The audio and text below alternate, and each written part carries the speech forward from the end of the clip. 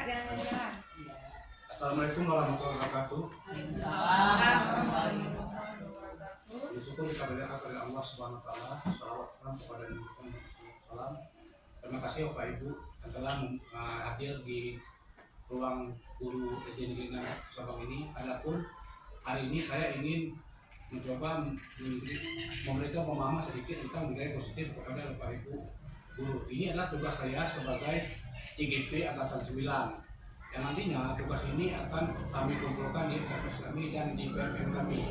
Jadi Bapak Ibu, ini kami akan menyampaikan kepada Bapak Ibu mengenai apa yang telah kami lakukan selama kegiatan CGP 9 pada modul 1.4. Ya, pada saat ini kenapa harus kami sampaikan? Sebenarnya ini ada dua fase yang saya sampaikan, bisa melalui luring maupun daring. Saya takutnya apabila melalui daring nanti ada kalau tes nih, karena kenapa? Internet itu kan tidak semua kita nanti waktunya agak perfect. Jadi saya membuat cara luring saja mengenai aksi nyata saya di modul keempat kepada guru-guru yang ada di SD Negeri 6 Sabang.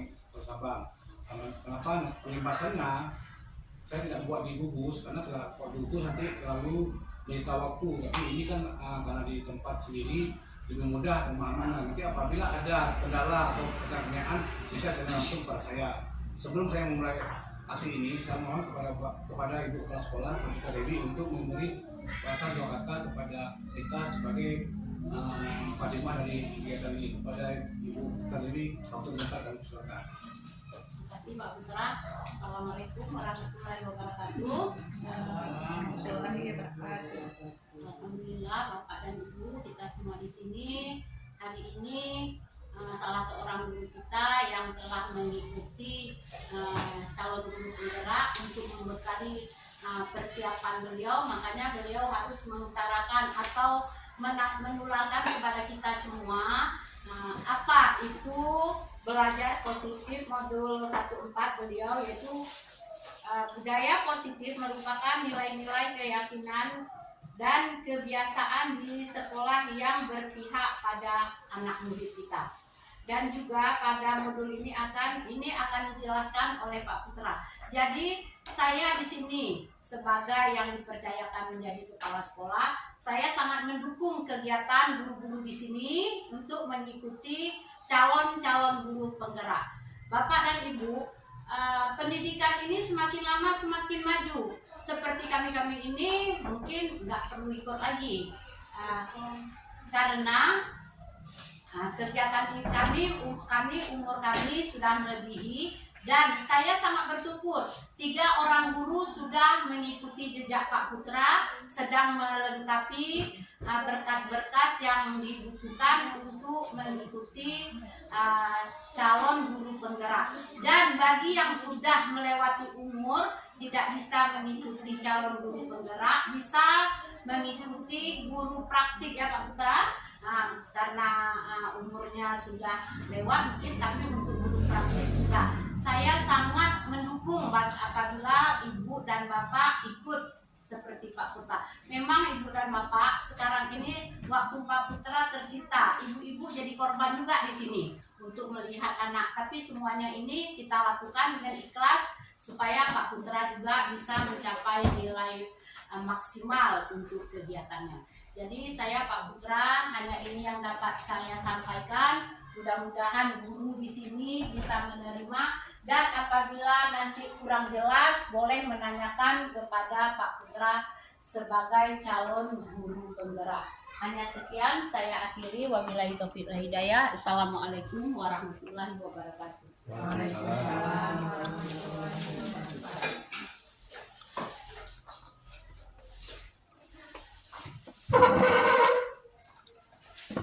Baik, terima kasih Ibu Kepala Sekolah telah membuka kegiatan kami.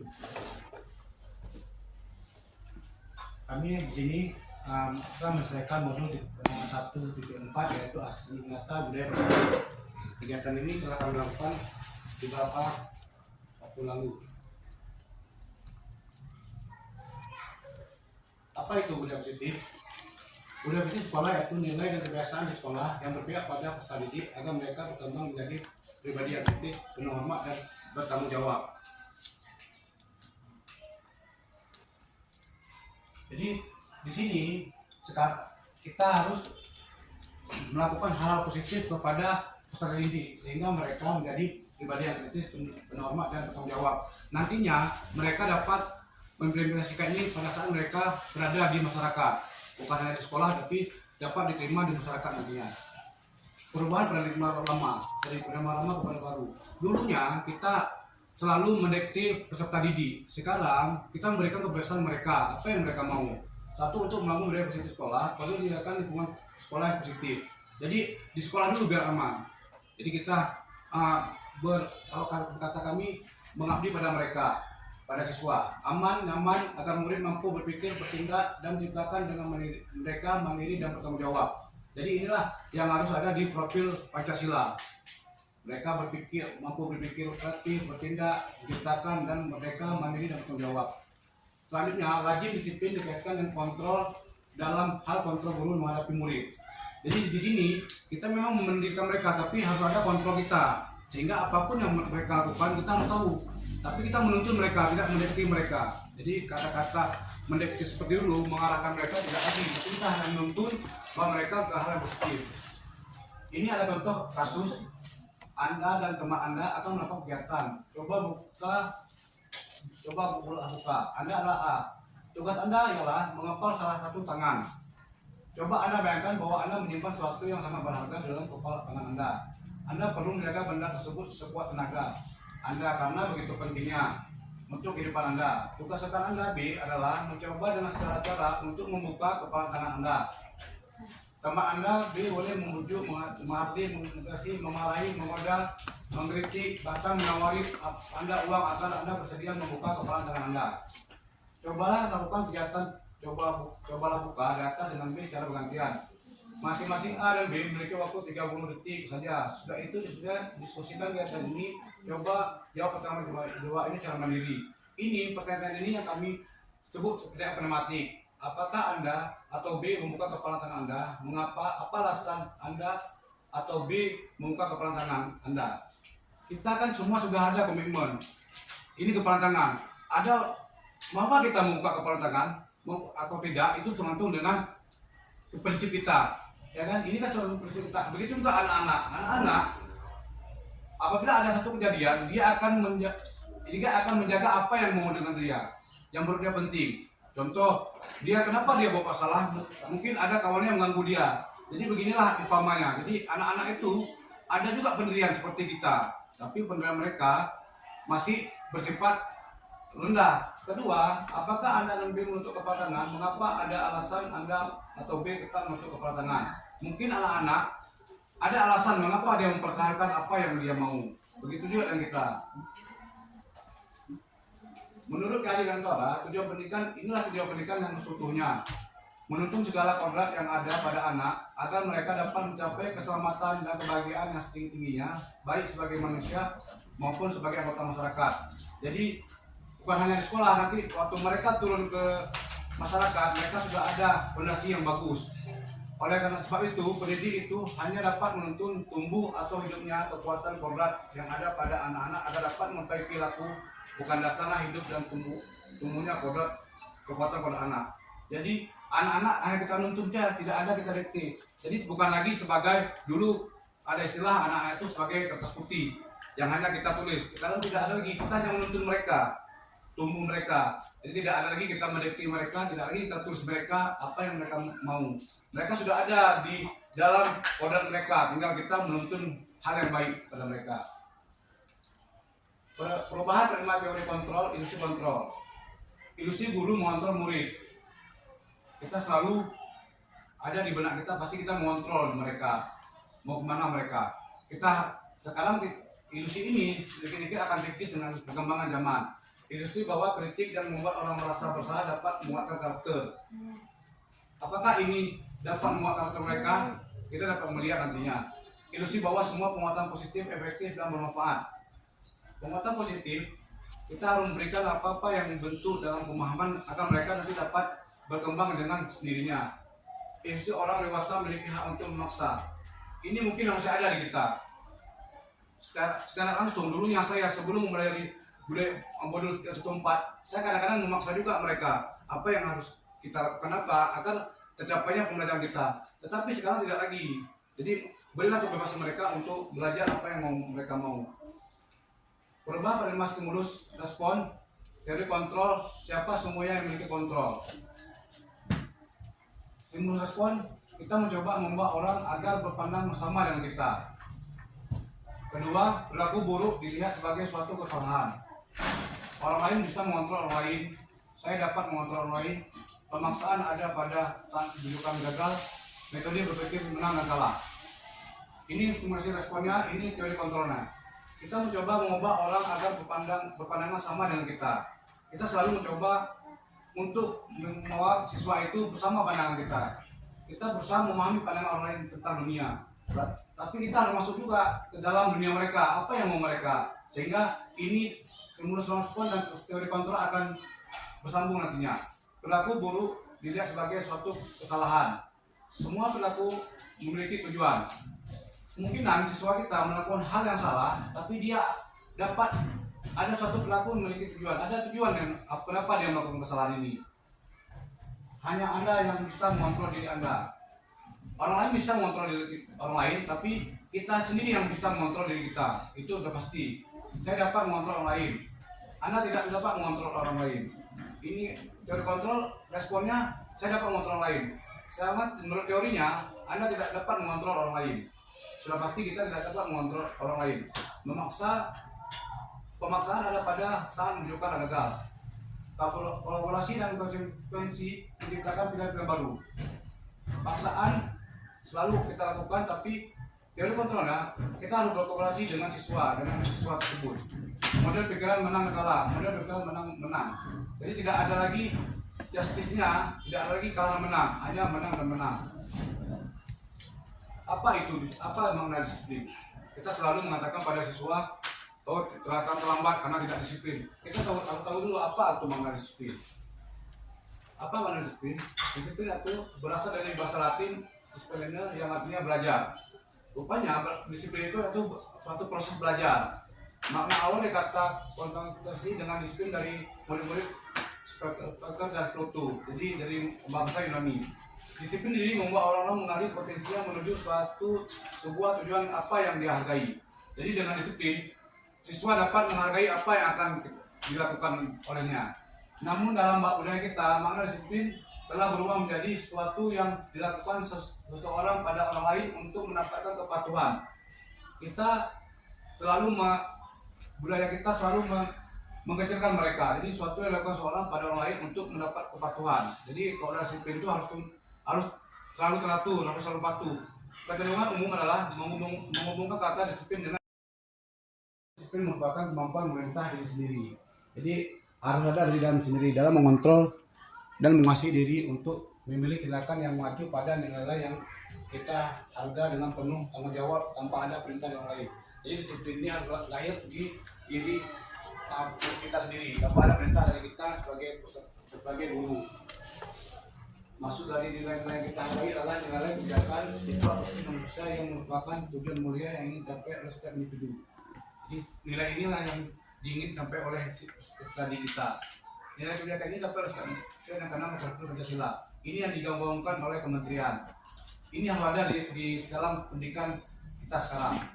6 komponen ini harus lahir, harus diterapkan di anak didik kita. Jadi kita harus dapat membuat anak kita beriman bertakwa kepada Tuhan Yang Esa. Ini kalau sebenarnya ini udah ada di kita, akan lanjutkan ke mandiri. Siswa kita harus dapat mandiri. Kalau ini udah ada, bernalar kritis. Siswa harus dapat bernalar kritis. Bila ini udah terpenuhi, maka lari ke nomor 4, meningkatkan global. Ini setelah ada bergotong royong dan kreatif. Boleh tidak berurut, tapi yang utamakan harus ini. Baik itu di mana saja, pasti nomor 1 kita utamakan dulu. Teori memanipulasi perilaku manusia untuk menghargai ketidaknyamanan hukum apa yang terjadi bila tidak melakukan internal untuk dapat imbalan dari orang lain. Ini pun dari motivasi internal untuk menghargai diri sendiri. Saya akan menjadi orang seperti apa bila saya melakukannya. Ini yang harus ada sekarang. Di poin 3 inilah yang harus kita terapkan di pesan diri kita. Tidak ada lagi hukuman dari kita, tidak ada lagi imbalan. Agar motivasi ini, perilaku manusia ini ada di nomor 3. sehingga kita terapkan di kelas. Inilah kebutuhan dasar manusia. Ada 5 kebutuhan dasar manusia. 1. Bertahan hidup, kasih sayang, kebebasan, kesenangan, penguasaan. Bertahan hidup, pasti semua anak didik kita akan coba bertahan hidup. Kasih sayang, kebebasan, dia ingin bebas, ingin ada kesenangan, dan ingin ada penguasaan. Saya coba membuat satu ilustrasi tentang bagaimana kejadian di sekolah. Ini ada di kelas 3. Ibu Ros, guru kelas 3 di SD Negeri 6, sedang bingung menghadapi ulah salah satu peserta didiknya di kelas, Ajim. Berapa anak telah datang dan mengeluh Ajim yang seringkali meminta bekal makan siang mereka dengan memaksa. Jika Anda menghadapi situasi seperti Ibu Ros, apa yang Anda lakukan menurut Anda? Kira-kira apa alasan Ajim melakukan hal tersebut? Pastinya di sini Ajim ada alasan kenapa dia selalu meminta bekal siang kepada kawannya. Dalam konteks penerapan disiplin positif, Ibu Ros sebaiknya mencari tahu dulu alasan Ajim melakukan tindakan tersebut.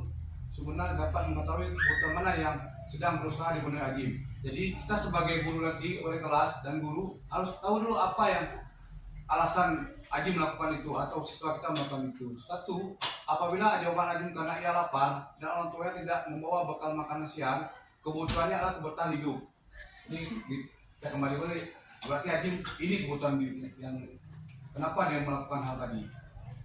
Yang kedua, apabila Ajim karena ia senang berteman, karena ia senang temannya jadi perhatian dia, kebutuhan yang ingin dilakukan adalah cinta dan kasih sayang. Berarti Ajim ingin perhatian. Ketiga, apabila Ajim ia merasa hebat karena temannya jadi takut dan menuruti keinginannya, kebutuhannya penguasaan atau kemampuan atas kemampuan. Dia ingin berkuasa di kelasnya. Selanjutnya, apabila jawaban Ajim karena ia merasa bosan dengan bekal yang dibawa oleh ibunya karena selalu membawa bekal yang sama, kebutuhan yang dibutuhkan adalah kebebasan. Jadi dia ingin tidak hanya itu aja yang dilakukan oleh ibunya.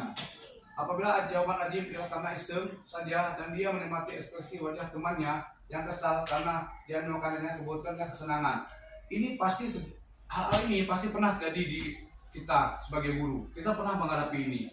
Inilah yang sebenarnya yang harus kita tahu apa yang dibutuhkan oleh siswa dengan kita berpedoman pada kebutuhan dasar manusia. Selama ini sebelum saya mempelajari modul T4, saya kadang-kadang kesal melihat tingkah anak-anak pencari itu. Tapi setelah kita mempelajari kebutuhan dasar manusia, hal itu lumrah terjadi pada anak-anak. Mungkin ada siswa kita yang kurang rasa sayang, baik di dalam keluarga maupun di masyarakat. Dia akan mencari kasih sayang di sekolah. Karena kenapa? Kita sebagai orang tua kedua bagi mereka. Ada juga kebutuhan bertahan hidup. Kita harus tahu tuh kenapa dia begitu. Mungkin di rumahnya pun makanan belum tidak ada. Karena kemampuan menugasan, dia ingin merasa hebat. Ada siswa itu. 5 fungsi kontrol guru terhadap murid. Nah ini setelah kami belajar modul 1 ke 4, ini yang harus ada pada kita. 1. Penghukum, membuat rasa bersalah teman, memantau manajer. Jadi setelah kami pelajari, kita harus berada di posisi kelima sebagai manajer, bukan sebagai penghukum, membuat rasa bersalah sebagai teman dan sebagai memantau. Inilah posisi topnya guru nantinya di posisi 5. Pertanyaan dari yang tadi, inilah yang dapat kita lakukan. Saya kecewa sekali dengan kamu. Siapa yang mengatakannya? Membuat orang merasa bersalah. Kamu tidak pernah melakukannya, menghukum. Ayo lakukan demi ibu dan bapak, teman. Apakah kamu mau mendapatkan stiker bintang hari ini? Memantau. Bagaimana kamu bisa menyelesaikan masalah? Manajer. Kamu selalu yang paling terakhir penghukum. Kita harus berada di sini. Bagaimana kamu bisa menyelesaikan masalah? Kita tanya lagi pada siswa itu, bagaimana kita dapat menyelesaikan masalah nantinya. Inilah budaya positif tadi. Budaya positif, ada budaya lingkungan positif, keyakinan kelas, lingkungan positif, dan peraturan kelas. Lahirnya ini lahirnya peraturan kelas. Mungkin saya sudah melakukan ini kelas 4 kemarin. Karena kelas ini yaitu merupakan nilai-nilai kebijakan, prinsip-prinsip universal yang disepakati bersama secara universal lepas dari latar belakang suku, negara, bahasa maupun agama. Menurut Gosen tahun 1998, suatu keyakinan akan lebih memungkinkan seorang dari dalam itu. Jadi ini harus mereka buat sesuai dengan hati nurani mereka, dari tanpa ada paksaan orang lain. Seorang akan lebih bersemangat untuk menjalankan keyakinannya daripada hanya sekedar mengikuti serangkaian peraturan. Keyakinan ini harus berasal dari diri siswa sendiri, tidak boleh ada paksaan atau menentukan keyakinan kelas. Keyakinan kelas bersifat abstrak daripada peraturan yang lebih rinci dan konkret. Kedua, keyakinan kelas berupa kepercayaan yang universal. Selanjutnya, keyakinan kelas senantiasa dibuat dalam bentuk positif. Keyakinan kelas sebenarnya tidak terlalu banyak sehingga mudah diingat dan dipahami. Jadi tidak terlalu banyak, bisa minimal 5 atau 6.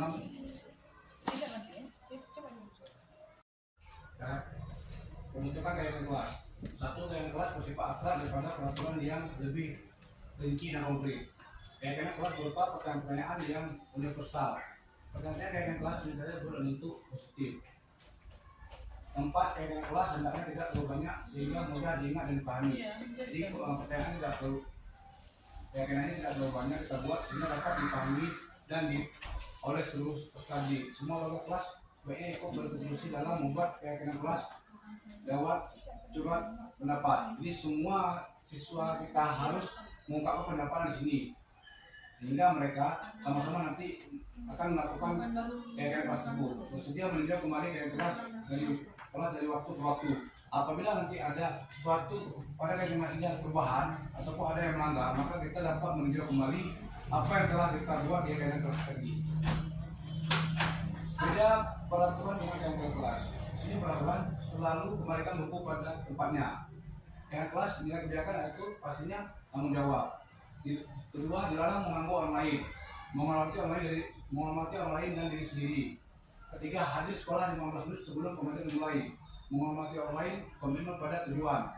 Dilarang melakukan kekerasan. Keyakinan kelas kita atau nilai kebijakannya itu keselamatan, menghormati orang lain. Dilarang menggunakan narkoba. Keyakinan kelas nilai kebijakan yakni kesehatan, pergantian atau menunggu giliran. Keyakinan kelas atau nilai kebijakan itu menghormati orang lain dan kesadaran. Menggunakan masker, nilai keyakinannya itu kesehatan dan keselamatan. Berjalan, jangan berlari di kelas atau koridor. Nilai keyakinan dan nilai kebijakannya itu keselamatan dan keamanan. Saya kemarin sudah melakukan keyakinan kelas pada kelas 4. Di sini saya membagi dua, yaitu keyakinan kelas yang dibuat oleh murid laki-laki dan keyakinan kelas yang dibuat oleh murid perempuan. Nantinya kedua keyakinan kelas ini akan kita satukan pada keyakinan kelas 4 ini. Murid-murid sangat antusias dalam melakukannya. Banyak pendapat-pendapat mereka yang curahkan pada keyakinan kelas, sehingga nantinya mereka dapat melaksanakan dengan baik. Selanjutnya, ketiga restitusi. Ini yang harus kita lakukan dalam menyelesaikan kondisi anak apabila terjadi suatu hal pada anak. Ketiga, restitusi ini sendiri itu merupakan proses menciptakan kondisi bagi murid untuk memperbaiki kesalahan mereka sehingga mereka dapat kembali pada kelompok mereka dengan karakter yang lebih kuat. Jadi dengan ada segitiga restitusi ini kita dapat memperbaiki kesalahan murid tersebut sehingga mereka nantinya dapat diterima kembali pada komunitas mereka sendiri. Melalui restitusi seorang guru dapat satu, membantu murid menjadi lebih baik, lebih memiliki tujuan disiplin positif serta memulihkan dirinya setelah berbuat salah. Jadi kita nanti dapat membuat murid lebih memiliki tujuan disiplin positif serta memulihkan dirinya setelah berbuat salah. Jadi kita membuat dia lebih sadar atas kesalahannya. Dua, membantu murid untuk jujur pada diri sendiri dan mengerti dampak dari kesalahan yang dilakukan. Jadi kita membuat dia akan jujur pada diri sendiri dan dia sendiri yang mengevaluasi dampak. Selanjutnya, ketiga, restitusi. Ketiga restitusi ini adalah merupakan proses menciptakan kondisi bagi murid untuk memperbaiki kesalahan mereka sehingga mereka dapat kembali pada kelompok mereka dengan karakter yang lebih kuat. Jadi pastinya nantinya apabila siswa-siswi kita ada bermasalah, dia pasti nanti akan dirinya ikutkan di kelompoknya sehingga dengan adanya penguatan dari ketiga restitusi ini dia akan dapat memperbaiki kondisinya dan dapat diterima oleh kelompoknya nanti. Melalui restitusi seorang guru melalui ini kita seorang guru dapat menerapkan ini sehingga menunjukkan nantinya kita tujuannya satu dapat membantu murid menjadi lebih memiliki tujuan disiplin positif. Ini intinya. Jadi ada mereka dapat tujuan serta memulihkan dirinya setelah berbuat salah. Nanti setelah ada restitusi ini, siswa itu dapat memperbaiki kesalahan yang telah dilakukannya. Kedua, membuat murid untuk jujur pada diri sendiri. Ini yang sangat sulit. Ada akan lahir. Jadi dengan adanya segitiga kursi ini akan lahir sendiri. Jujur ini akan lahir sendirinya di siswa. Siswa akan mengatakan jujur apa yang dia lakukan tadi dan mengatasi dampak dari kesalahan dilakukan. Dengan jujur sehingga kita dapat sampai guru dapat mengatasi dampak dari kesalahan yang dilakukan. Ketiga, memberikan penawaran bukan paksaan. Kita sebagai guru memberikan penawaran kepada siswa kita dan tidak dipaksa. Mereka kita beri pilihan dan pilihan itu akan mereka ambil sendirinya. Inilah segitiga yang tadi, yaitu segitiga itu menggambarkan kita semua keyakinan dan komitmen kebutuhan. Tahapan dari segitiga definisi satu menstabilkan identitas. Di antaranya itu membuat saat itu tidak apa-apa. Jadi siswa kita stabilkan dulu, dulu kita terangkan mereka. Kedua, tidak ada manusia yang sempurna. Ini kata-kata ini harus kita katakan pada dia bahwa tidak ada semua manusia yang sempurna di dunia ini. Ketiga, saya juga pernah melakukan kesalahan itu. Keempat, kita bisa menyelesaikan ini. Kelima, Bapak dan Ibu tidak tertarik mencari siapa yang salah, tapi Bapak Ibu ingin mencari solusi dari permasalahan ini. Jadi kita katakan pada mereka bahwa kita tak mau mencari siapa yang salah di antara mereka berdua, tapi kita ingin mencari solusi dari permasalahan yang mereka hadapi. Dan perkataan positif pada mereka sehingga mereka lebih bijak lagi menerima dan menstabilkan identitas mereka. Selanjutnya, kamu berat merasa begitu. Tahapan yang kedua dari segitiga yaitu validasi tindakan yang salah. Di sini, padahal kamu bisa melakukan yang lebih buruk daripada ini. Jadi yang dia lakukan tadi, mungkin dia dapat melakukan lebih buruk dari itu. Kedua, kamu pasti punya alasan mengapa melakukan hal itu. Siswa pastinya memiliki alasan mengapa dia melakukan perbuatan seperti itu. Ketiga, kamu patut bangga pada dirimu sendiri karena kamu telah melindungi sesuatu yang penting buat kamu. Nah, mereka memiliki alasan kenapa mereka melakukan yang tadi, karena mereka ada satu alasan diri mereka, apakah melindungi apa yang mereka miliki ataupun apa yang mereka ceritakan. Semua itu mereka lindungi sehingga dapatlah tindakan yang harus kita lakukan untuk menyelesaikan hal itu. Selanjutnya kita melihatkan keyakinan kelas. Pertama, apa yang kita percaya sebagai kelas atau keluarga. Kita tanyakan kepada mereka apa yang telah mereka buat pada keyakinan kelas sejauh ini. Apa nilai umum yang kita sepakati. Kita tanyakan pada mereka nilai apa yang telah kita sepakati pada keyakinan kelas tersebut. Dan selanjutnya apa bayangan kita telah tentang kelas yang ideal. Kamu mau menjadi orang seperti apa? Kita tanyakan pada dia, pada siswa kita, menjadi apa yang baiknya. Saya pernah melakukan segitiga ini pada siswa kelas 5 dan kelas 6. Inilah akhirnya melakukan refleksi. Perasaan saya ini adalah kedua, setelah mengikuti metode penugasan yang masih ini, saya jadi paham bahwa target saya selanjutnya apa. Inilah 3 pertanyaan ini nanti akan Bapak Ibu tuangkan pada lembar lanjut yang saya berikan. Selanjutnya mungkin hanya ini yang saya dapat sampaikan pada ilustrasi atau pengibasan tentang modul 4 budaya positif kepada rekan-rekan guru yang ada di SD Negeri 6 Kota Sabang. Semoga dapat manfaat kepada saya apabila nantinya dalam ada hal yang masih Bapak rasa ibu guru perlu tanyakan, saya dapat menerima pertanyaan Bapak Ibu. Hanya saya pilih saya dengan mengucapkan terima kasih yang banyak pada Bapak Ibu guru SD Negeri 6 yang sudah kiranya meluangkan waktu untuk mendengar sedikit arahan atau ujangan dari saya. Saya kira assalamualaikum warahmatullahi wabarakatuh.